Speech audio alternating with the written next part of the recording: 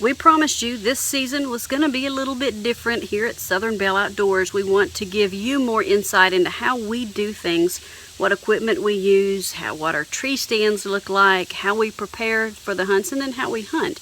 We also promised you that we would share some stories with you, our successes and our failures, and that's actually what this video is about. I'm going to take you back on a painful memory to a couple years ago when we went to Pike County, Illinois on an archery hunt. And while that was one of the greatest hunting trips ever as far as new friendships and some of the biggest deer I've ever seen on the hoof, but I also have to remember that I shot at one of those big deer and I missed. It was October of 2014 and we were in Pike County, Illinois hunting with Hadley Creek Outfitters. We had just got into camp that afternoon. We were able to get everything set. They told us to put our clothes on. They were going to get us in the stands that evening.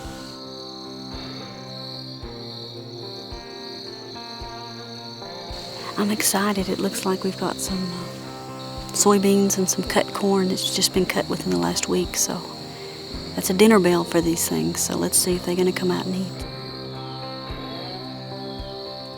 I hadn't been in the stand 30 to 45 minutes when the first does started coming into that soybean field. So I went ahead and stood up and had my bow ready, because you just never know when that big buck is going to step out. And I had no idea a big buck was going to step out just over to my left.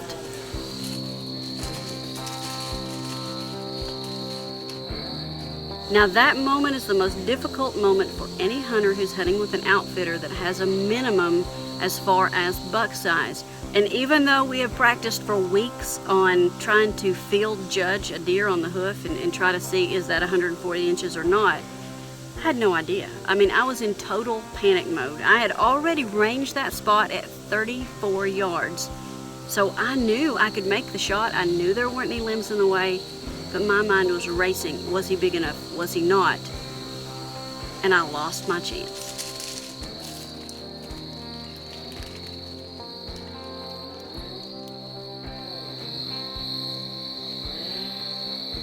I think that was probably a shooter. I was shaking so bad. But I had those does all around me. And I just ranged where he was standing. It was 34 yards. Man, I think he might have been a shooter. After that moment, there was probably 45 minutes to an hour of shooting light left, so I literally sat there for that hour and kicked myself for not shooting that deer. The more I reviewed the footage on my camera, and I was self-filming, the more I reviewed that footage and looked back at that, the more I was sure that was a shooter. But then again, I thought, this is the first sit of the first hunt and we're gonna be here for 5 days, so I didn't feel too bad about it.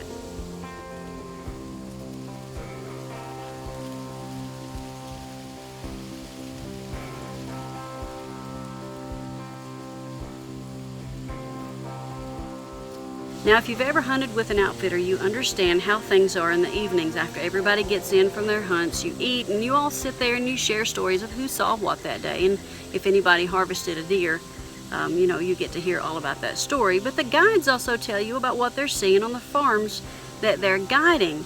And the guide that we were going to have the next day was telling us about this big 8 that was on this one property, and they wanted him gone before the rut happened. So guess who is going to have an encounter with that deer?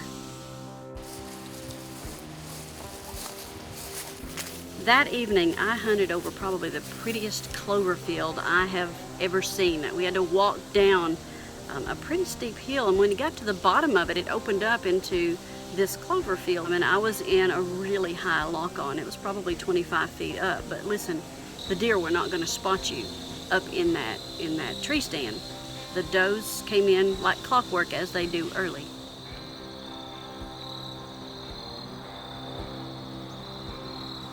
You know, when you're in a room of people and somebody really important is coming through the door, it's like all heads turn at once to see that. Well, that's what happened. And when that happened, I knew he was here.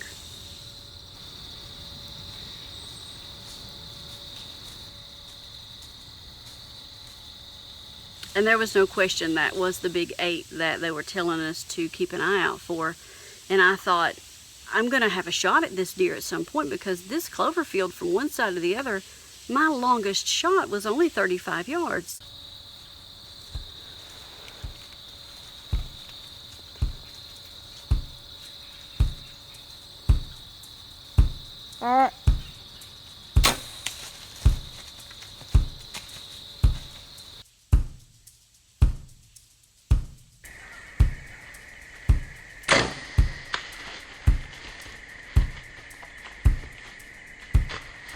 There are no interviews. I did not turn the camera on myself. I was mad. I was upset.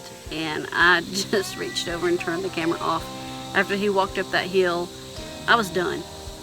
And I didn't even mention, I had already dropped the camera out of the tree once. So that ended up being the most aggravating sit of that whole week that we were up there. Just because I had that shot and I blew it. It was just low. I mean, that happens to all of us.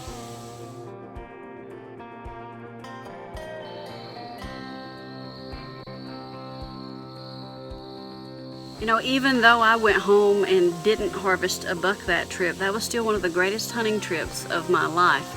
I mean, I had shot opportunities at 2 deer greater than 140 inches.